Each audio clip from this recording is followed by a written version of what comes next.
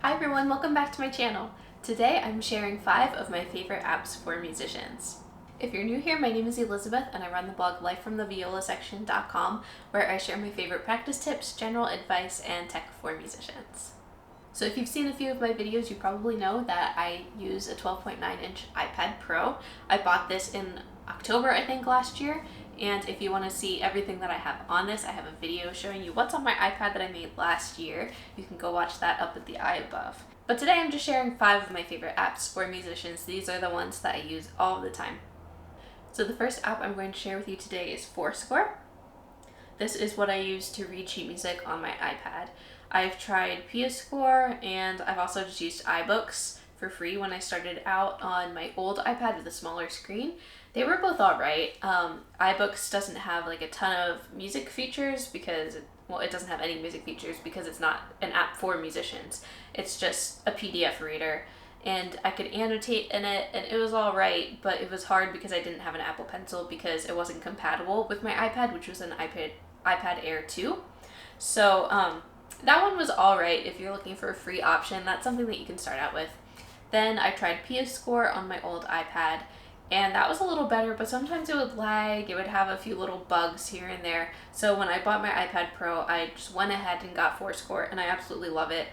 I wouldn't really use anything else, but I'm definitely up to try different things to share with you guys. So this is what my score looks like in FourScore. You're probably seeing like the little screen recording thing in the top, but that's generally not there. So this is what the score looks like. Nice and big, basically just like looking at paper. So in this app I have a few videos on FourScore. They're in my Tech for Musicians playlist, which I'll link right here so that you can easily find them. So if I just start writing with the Apple Pencil, it brings up the annotation feature and I can easily write. You can also highlight if you want. You can use different colors. There are also stamps available so you can make staves. Play around with these. I made an alto clef stamp. Then you use this little magnifying glass to place it precisely. It takes a little while to get used to that because it's not really exactly where you think it's gonna go. But once you figure it out and you get used to doing that, it gets a little easier. So you can easily add printed dynamics in. I don't do that all that often because then it gets a little confusing for me, like what was printed and what did I write in, just in case I have to change anything. It's easier for me to know what was already printed and what I've changed. But they're awesome features, especially if you're teaching a student and you're using this to write some notes, show them what different music symbols and notations mean. It's really great for that. So I will show you just a bit of the organization in FourScore. So clicking on this little half note up at the top takes you basically like to see your library. So let's take this out the whole way to my full library. So you can view all of your libraries at once, just all of your scores in alphabetical order by composer. You can also switch by genre, tags if you have any, and labels. So I have a few different libraries. The first is my duo with my boyfriend. This is where all of our music goes. Then I have Viola solo, so this is also like viola sonata, things with piano and concertos and stuff. But this is like my solo repertoire. Then I have orchestra music, which is basically just excerpts, what I've been practicing. Piano, I've got Harry Styles music there to play for some fun. I have etudes here. These are all for viola, but I also have one for warm-ups. Pretty similar to etudes, but whatever. It helps me to have them in different sections. And finally, I have violin music. This is one of my students' pieces. I warm up on it before I teach her, but it's not really like what I work on. So that's the basic organization. And then within composers, you can see different pieces that you have in your library by that composer. And you can also break down little bookmarks. I find this feature to be kind of hard to use, but you can see I have one PDF of all 3 viola suites by Rigger. Then I also have it bookmarked. But then if you tap through, you can only get within that one bookmark. You can't go to the next one. You have to go up here, then you're in the second movement. You can't go back to the first or ahead to the third. So while the bookmarks are really, really cool, they're kind of just not easy to use. I don't know, it's kind of weird. We also have some features on the top right side. Bunch of different things. Have access to a metronome. And your annotation features. I'm sure I will share more in-depth tutorials of FourScore in the future. For now, I just have kind of a brief overview in my What's on My iPad video and annotations and a guide to the top bar. So this part right there. Okay, let's go on to another one of my favorite apps for musicians. This isn't really in any particular order, by the way. Just kind of the order that I feel like going in. I don't know if I could really rank these because they all do different things, which is really great. So let's go on to Andante Practice Journal next. So I have 2 in-depth videos on this app on my channel, and I absolutely love this app, as I do for all of the apps that I'm sharing today. But this one is really great for tracking your practice sessions, as you probably guessed from the title. So you can see all of my practice sessions in here. Sometimes I go through and I really clearly write exactly what I do.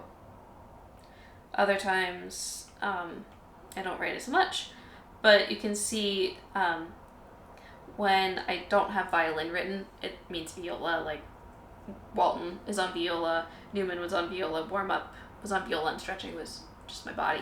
So sometimes I will write some notes about what I played, and then for violin I always write a note on what I played because I wrote violin as the title instead of like the piece that I played, just so that I can see like, okay, I played violin, and if I don't see violin then I know that I played viola.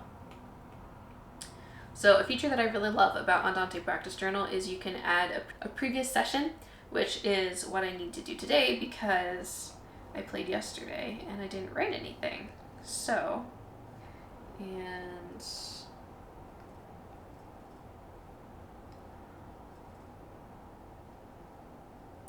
okay, I don't want to be writing anymore. There we go.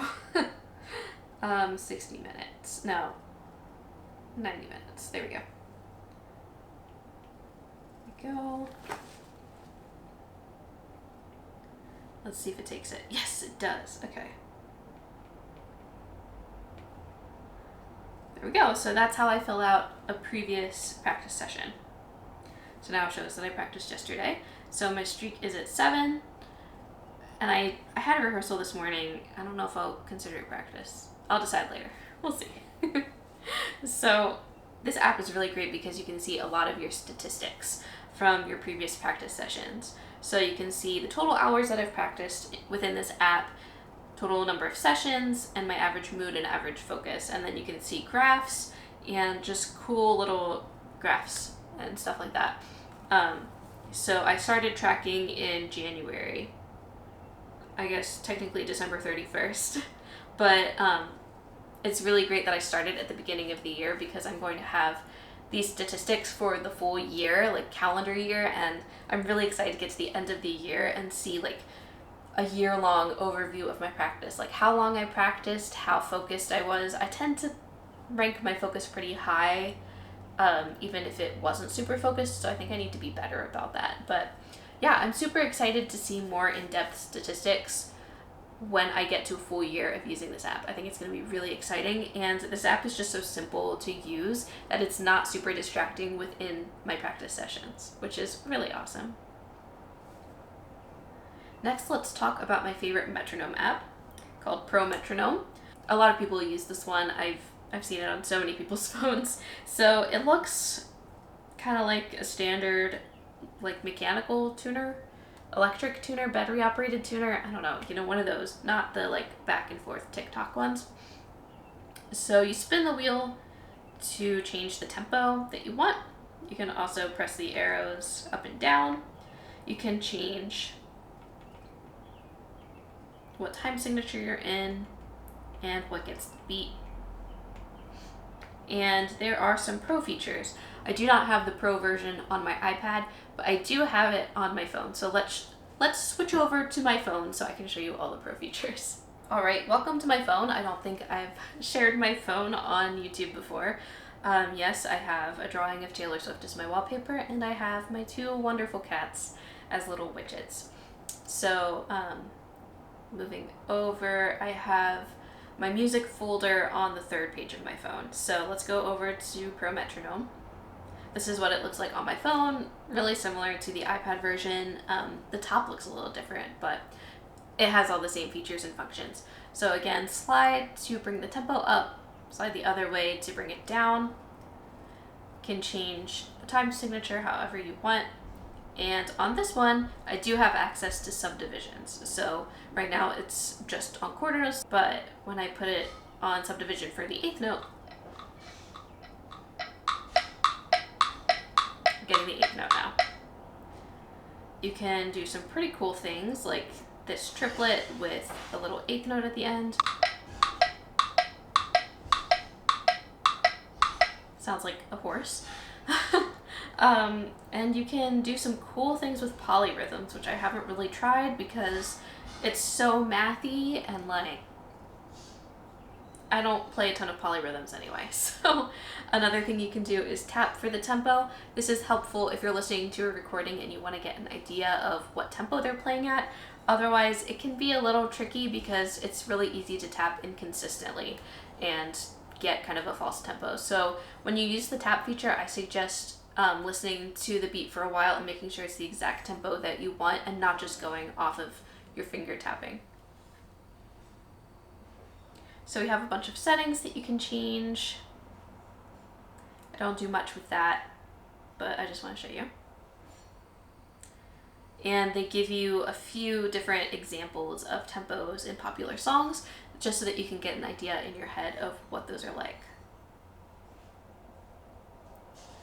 Okay, so we're gonna stay on my phone now to go over to my favorite tuning app, which is Tonal Energy. So this is one that you might have seen before, which has a little smiley face when you're in tune. How am I gonna tune?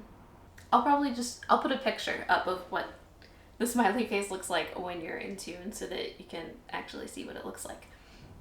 So this obviously it works like the same as any other tuner. And this one also has a lot of analytics, and I haven't played around with it much. This one did cost, I think, $3.99. So you do get a lot of cool features and functions with the price. So this analyzes like what notes you're playing, which I guess would be helpful if you're like a composer, if you're improvising or something. It's also cool just to see where your talking range is. Yeah, it's really weird, but very, very cool. There's also a metronome in this one, but I like the layout of Pro Metronome better. But, you know, if you just want to pay for one app and have it all here, then this is a great option for you. We also have more settings and preferences here. A lot of different things. But I mostly just use this for the tuner, and you can change the range that you want it to show for in tune and out of tune. So I have mine on ultra fine and set to strings because I'm only ever playing string instruments. So I've really optimized this for tuning my violin and viola, just because that's what I wanted to do, and I haven't really found another app that does it like this one. So this is such a really, really good option. So the final app that I'm going to share with you today is a free tuning app. This is the one that I always used to use when I had an iPhone before I got my Android. And I use it on my iPad, but I do prefer Tonal Energy. It's just if my phone isn't around and I'm just using my iPad, I'll just open this one up. So this one is called Tuner Lite. It's made by FourScore. You turn on the tuner with a little tuning fork button, and it shows how in or out of tune you are. It looks basically like a tuner that you'd buy and put on your stand. You can also hear pitches. I have my volume down. Yeah. You can also calibrate it differently. You can play different pitches. It's just a nice basic option. You can also change the color of the tuner. I always just like the default the best. This one does have little banner ads at the bottom, but I've never really felt the need to pay for it, just because I click the tuning fork button, I tune, and then I turn it off and I'm done with the app. So this is just a basic app if you need something to tune with. Andante Practice Journal does have a tuning function within it, but it's only a drone tuner, and I prefer to just have the feedback rather than hearing it. So that's just my preference. Everyone is different with tuning. So that is an overview of 5 of my favorite music apps. If you have a favorite app that you use as a musician that I did not mention in this video, please let me know down in the comments. I would love to see what apps you use and try them out myself and make videos on them. It would be super fun. I hope you enjoyed this video. If you did, please give it a like and consider subscribing. I post new videos every Sunday at noon Eastern Time. Thanks for watching. Now I can listen to Taylor Swift again.